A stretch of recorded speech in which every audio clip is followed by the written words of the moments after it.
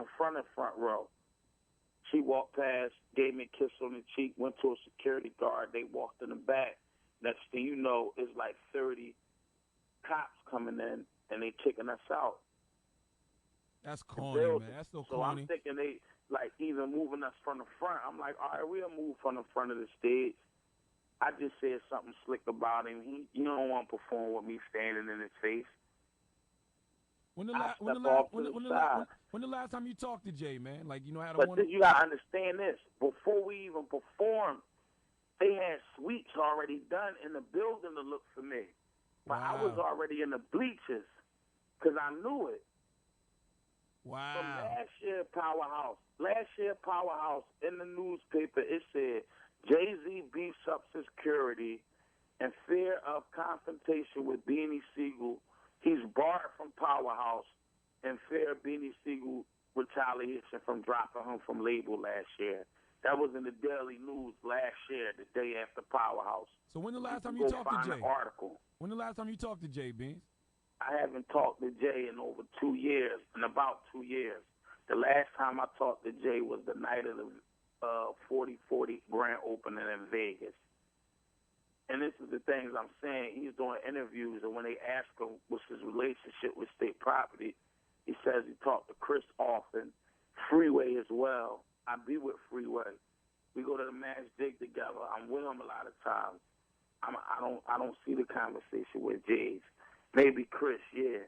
But then he said, and I recently had a conversation with Beans when his grandmother died. This is an interview that he did. My grandmother died when I was in jail on a violation that I had to go back, when I just had to go back for that violation for about like a year ago or whatever.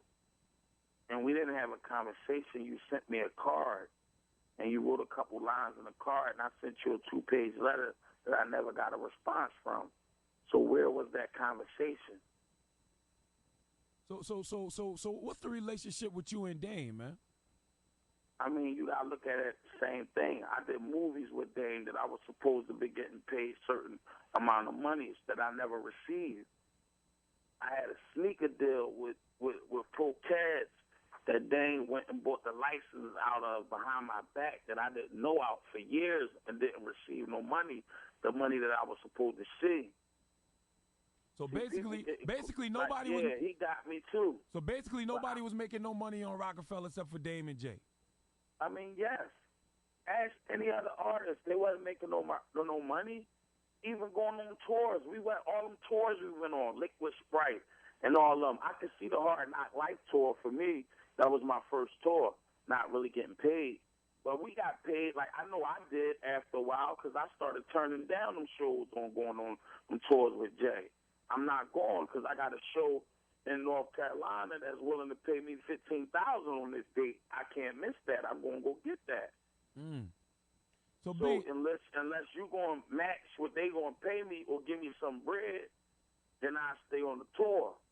So it had to be negotiations like that. But didn't Jay-Z say on Reasonable Doubt, if everybody in your clique is rich, your clique is rugged, nobody will fall, so everybody will be each other's crutches? So I would think and that's why I said the Evils. You got records like the Evils too. Like, this ain't a money issue with me and Jay-Z. When I got out of jail, I went to Jay-Z office. We had a conversation. I said, yo, I'm not picking between my friends, between you and Jay and Dame, because y'all two is not telling. At least me and Bleak, I felt, should have got the story of behind what's going on why y'all separating or what's the problem. But I kind of sort of knew when Dame drawn in the news all the time, taking private jets, spending the company money, because he was doing that with me after the breakup with state property, taking the money and getting advances off the money, and I'm looking for a royalty that's supposed to come in, and Dame, I don't even know how, got my advance already, my royalty money, got the advance for the next 6 months. He done already took the advance out, because that's what he was doing. He was taking money out of certain companies and putting them in all his companies, Rockbox, Wash House, CEO, Armadale, and the cash cow at that time was Rockaware. Wow. So he taking private jets and everything everywhere. I can understand what Jay felt. Me and him even had a conversation. But if that's your man, you check him about that, and you straighten the situation out. So the Rockefeller breakup was due to money. It sounded like Dame was kind of stealing money. It was like no, it wasn't that he was just stealing. He was I guess feeling himself. He was Dame Dash. He wasn't a quiet partner like Kareem. It was too, like Jay said, that was real shit. Too much flossing, too much Sam Rothstein. He should have stayed in food and beverage. If you look at the movie, you know what I'm saying? They told him, the bosses back home told him to fall back. You're drawing too much heat. Find a job when they had to go to court for the license, to get the license, because they really ain't had a license right. And what Sam Rothstein do? He started a TV show. So did y'all ever have these conversations with Dame? Like, Dame, you need to fall back. Stop trying to do the puffy thing. No, me and Dame had conversations after I started realizing that he was taking money that didn't belong to him, that belonged to me, and was getting advances out of money. And me and him had a deep conversation, and the last conversation we had was a fallout, because really that's called embezzlement. And I can sue Dame if he steal money out of a company that I'm in a partnership with him with, and I'm not knowing it, and he's funneling it, putting it in other things. I could sue Dame for embezzlement. Because we talking about millions of dollars here. So Jay caught Dame's hand in the cookie jar. That's what caused the split, basically. I mean, from my POV, yes. I mean, you could have took a jet, yeah. You could have got the penthouse suite of the hotel. You ain't have to go out renting villas and all that. And you got butlers and 2 maids and 2 butlers and 3 personal assistants and doing all that, and you spending the company money. So I can understand where Jay was coming at on that tip. Like, yo, you drawn. So with you, when did the fallout first begin with you and Jay? Like the initial fallout with me and Jay is when my man turned me down when the judge asked him would he be responsible for not my whereabouts. That was like the real hurt one.